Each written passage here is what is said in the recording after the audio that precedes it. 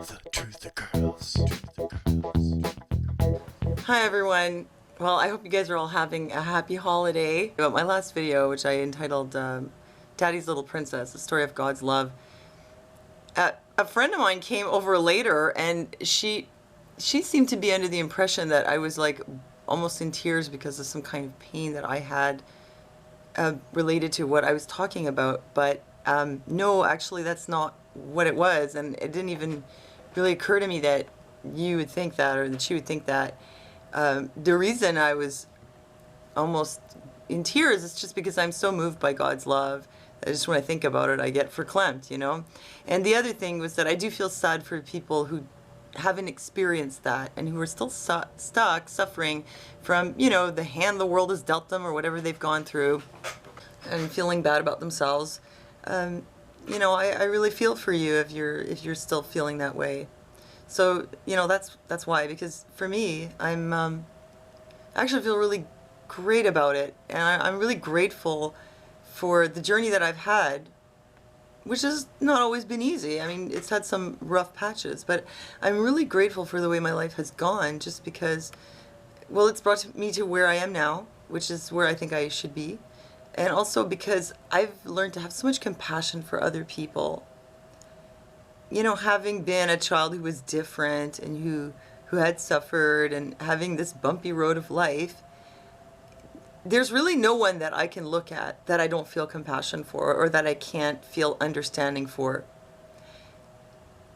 Which sometimes maybe, you know, if you don't know how to handle that, you could just become so empathetic to everyone that you could just indiscriminately give to everyone to the point where you know there's no like healthy limit to it. But I think I have like limits to how much I'll get involved and how much I'll give to people. I mean, in the past, I would let people into my house. I mean, going way back, I just have so much compassion for people on the street that I'd be like, you can come and stay at my place. And I remember when I was about 20 and I had my first apartment, one day my father came to visit me, and there was like 5 or 6 or so, you know, street kids like sleeping in the front room. You know, and I used to do that. I would just let people come stay with me. There was even a person that recently I let stay with me on and off for years until I realized, like, no, this is really not the way to go about it, and this has got to stop. But the point being that I'm glad that I have this compassion, empathy. I think that it's something that more people should have, because it's, you know, it's a form of love for one another. It's caring about each other.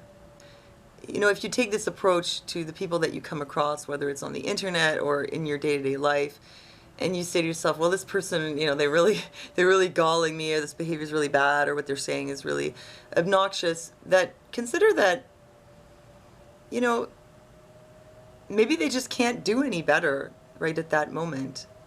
That anything that's not coming from a point of view of love, you know, there's some kind of a problem there. Either it's a spiritual problem, or it's a personality problem that they haven't gotten a handle on, or it could be something else entirely.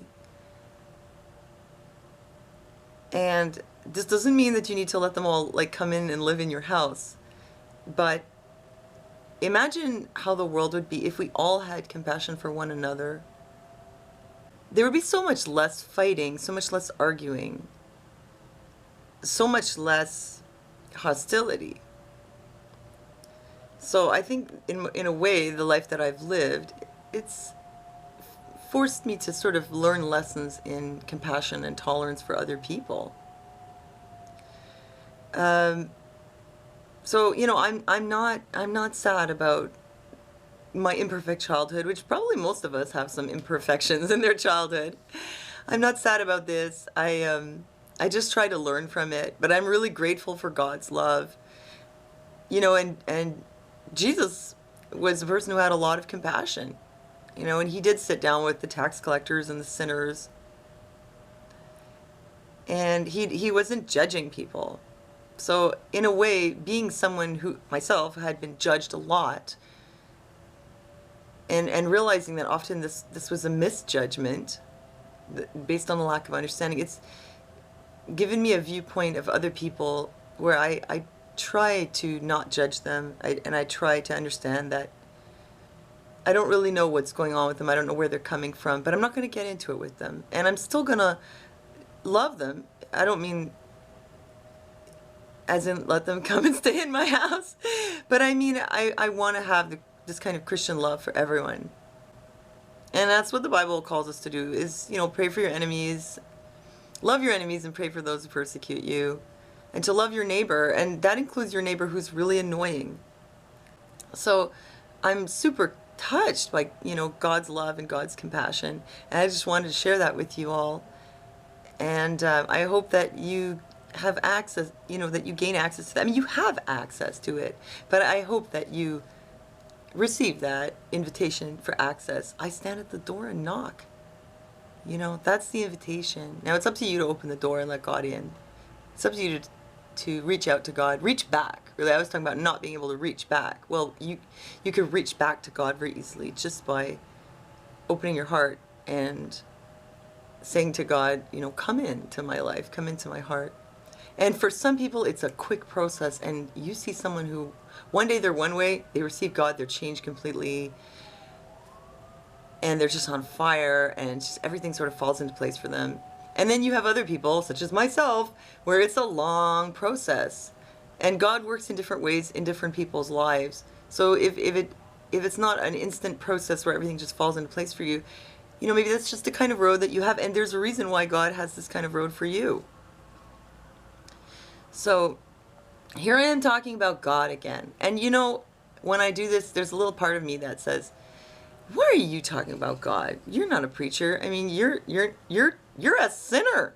You're not even anywhere close to perfect. Why are you talking about this? Why? Because I am a sinner, because I am imperfect.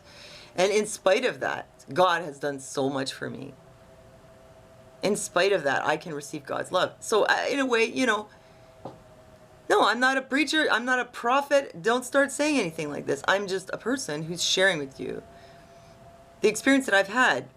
Probably because I'm not this person who you can look at and be like, wow, they're so perfect. They're not a sinner. And so of course God's going to want them on his side, or, whatever. But actually, no, God loves all of us. And it's really just a question of reaching back. And like I say, there are different kinds of roads that happen. But this is, in God's time and in God's plan, how it unfolds. So I just wanted to share this with you. And that's it. And thanks for listening to me. And God bless all of you. And I'll see you next time.